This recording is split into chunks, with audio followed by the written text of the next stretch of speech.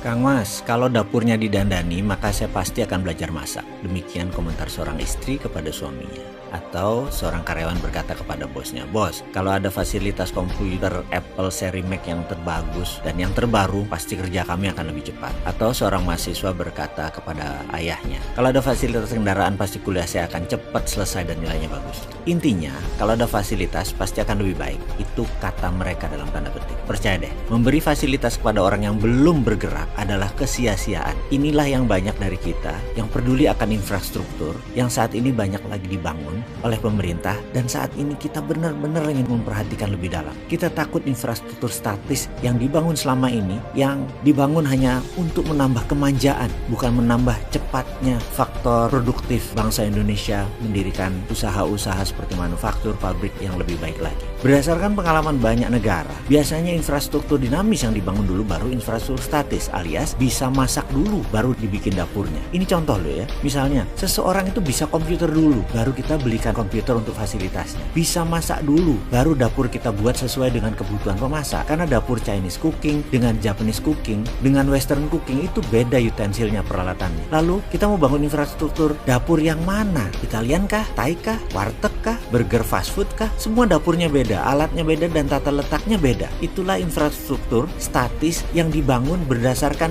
kedinamisan alat-alat dapur tadi. Ada baiknya kita ke depan membuat rencana kerja nasional lebih detail lagi. Membangun itu gampang, mengisi yang paling sulit. Statis itu gampang, dinamis yang lebih sulit. Membangun program berlapis 10 layer dan pakai swasta sebagai pendorong 80% geraknya, itu lebih dinamis daripada membangun infrastruktur sekarang. Jadi gunakan swasta itu lebih lincah, lebih murah, dan lebih cepat. Sekali lagi, platform bernegara harus dengan fondasi yang sama, yaitu kita harus punya arsitek ekonomi, arsitek pertahanan keamanan, dan semua gartra bernegara ada arsiteknya. Hanya sekedar mengingat ya, dulu di zaman Orba dibangunlah infrastruktur statis yang namanya THR, Taman Hiburan Rakyat. Untuk hiburan rakyat ada di 25 kota. Namun yang bertahan hingga 15 tahun hanya 2. Mengapa bisa bertahan sementara yang lainnya sepi? Yang bertahan itu hanya di kota, 1 Solo, 2 Surabaya. Kenapa sekali lagi hanya Solo dan Surabaya? Karena di THR Solo dan Surabaya ada Sri Mulat. Tapi kita tahu bahwa kemudian THR kalah dengan televisi swasta di mana Sri Mulatnya diboyong ke TV. Jadi sekali lagi, infrastruktur dinamis itu penting. Atau ada lagi, kita tahu tentang infrastruktur statis. Goyangnya bisnis net TV yang terbaru padahal didukung dengan teknologi HD yang